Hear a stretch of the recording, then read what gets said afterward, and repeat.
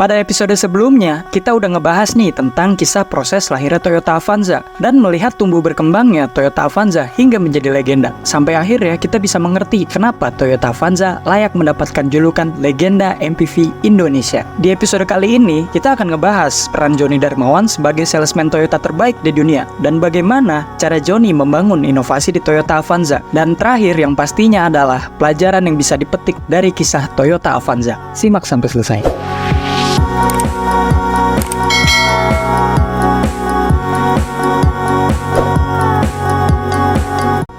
Bukan sekedar sukses mencapai target, tapi Joni Darmawan mencatatkan sederet prestasi untuk perusahaan memperoleh pengakuan dari Toyota Motor Corporation sebagai salah satu legenda CEO yang telah memberikan kontribusi terbesar bagi Toyota di Indonesia. Anda adalah salah satu legenda, Bapak Joni, ungkap Presiden Toyota Motor Corporation yaitu Akio Toyoda dalam sambutannya yang dibacakan oleh Executive Vice President TMC Yasumori Ihara. Hal ini disampaikan saat Joni Darmawan mengakhiri karir profesionalnya sebagai CEO PT Toyota Astra Motor pada malam perpisahan handover seremoni CEO Toyota Astra Motor dari Joni Darmawan kepada Hiroyuki Fukui di Grand Ballroom Kempinski, Jakarta, Kamis 3 April 2014. Toyota tercatat sebagai market leader di pasar otomotif nasional. Kinerja penjualan PT Toyota Astra Motor dalam satu dekade terakhir tercatat sebagai salah satu yang terbaik di peta global. Selama 12 tahun periode kepemimpinan Joni, Toyota Astra Motor berhasil membukukan penjualan 2,7 juta unit. Capaian ini membuat Joni memperoleh pengakuan sebagai salesperson Toyota terbaik di dunia. Sejak 2010, Toyota Indonesia tercatat sebagai 5 besar di antara jajaran Toyota global.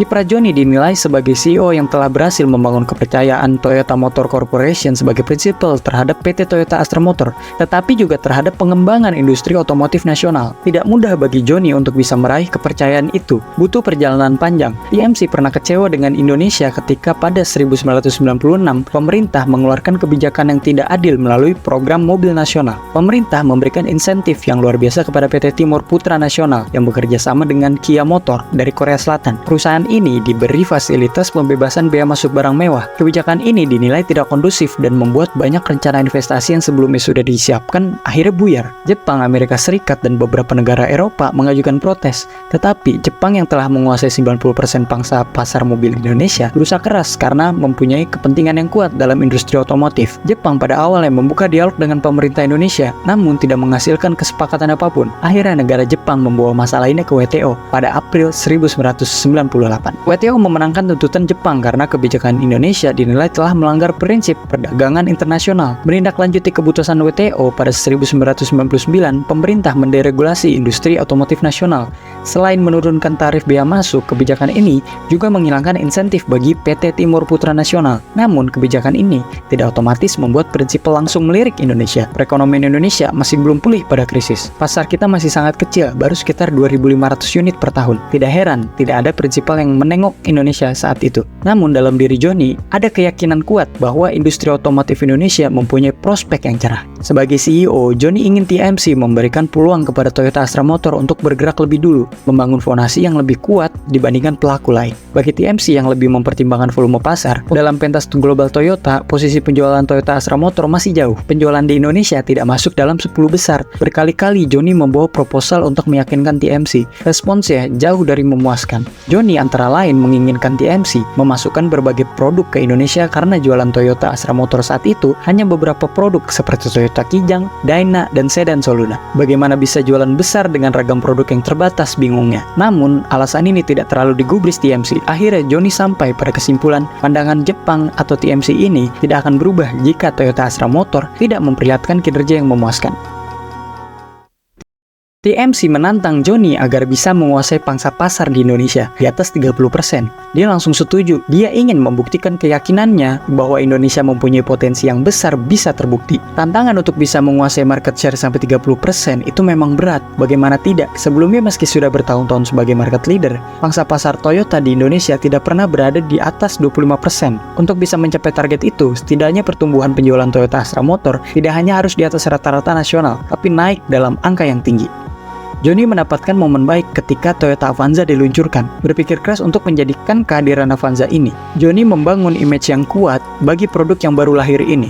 Akhirnya, Johnny menyusun strategi penjualan dengan memberi pesan kepada konsumen bahwa Avanza adalah mobil yang dikembangkan berdasarkan karakter Toyota Kijang. Kalau ditanya asal-muasal Avanza, tidak sepenuhnya dari Johnny, tapi Johnny bagian dari itu. Dan kisah ini yang membuat kita bisa mengenal Toyota Avanza sebagai legenda MPV Indonesia dengan segala macam kesuksesannya.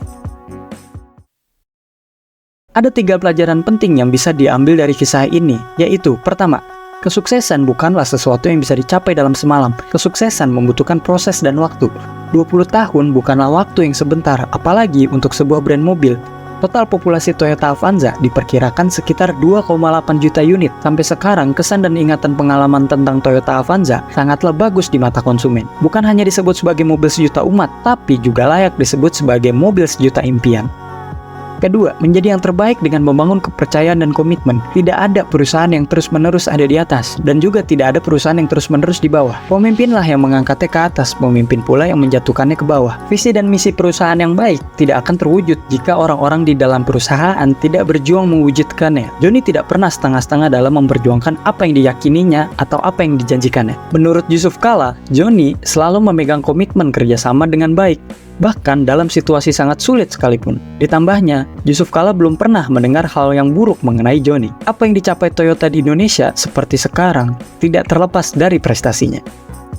Ketiga, customer first. Tidak ada kiat atau strategi khusus. Strategi marketing yang bagus tidak akan maksimal apabila produk tidak membuat customer merasa untung. Johnny sering mendapatkan pertanyaan, termasuk dari media massa, apa yang memacu penjualan Toyota sampai begitu tinggi? Menurut dia, tidak ada kiat atau strategi khusus, hanya berpedoman pada value chain Toyota dan bagaimana mengimplementasikannya dengan cara khas Indonesia. Toyota sangat menghargai ide dari mitra lokalnya. Sesuai dengan semboyan Toyota, mereka bukan semata-mata ingin menjadi perusahaan global, tapi adalah perusahaan lokal. Berpikir secara global, bertindak secara lokal.